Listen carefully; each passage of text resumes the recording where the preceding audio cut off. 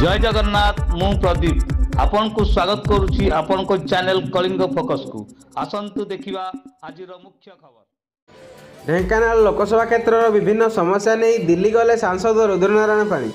ढेंकानाल सांसद रुद्रनारायण पाणी आज शनिवार सकाळ दिन 10टारे अनुगुल स्टेशन ठार राजधानी एक्सप्रेस जोगे दिल्ली यात्रा करछंती।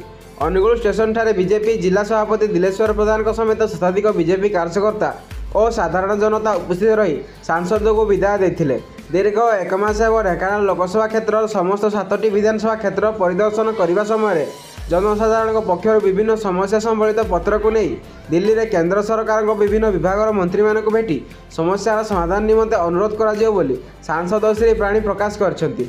दिल्ली गस्त काल केंद्र शिक्षा मंत्री धर्मेंद्र प्रधान, सड़क परिवहन मंत्री नितिन जयराम गडकरी, रेल मंत्री अश्विनी वैष्णव, कोयला और खनि मंत्री जी किशन रेड्डी और जोगाजोग मंत्री ज्योतिरादित्य सिंधिया को साक्षात कर ढेंकानाल लोकसभा क्षेत्र में विभिन्न समस्या पर आलोकपात करने समाधान करने अनुरोध कर श्री पाणी कहते।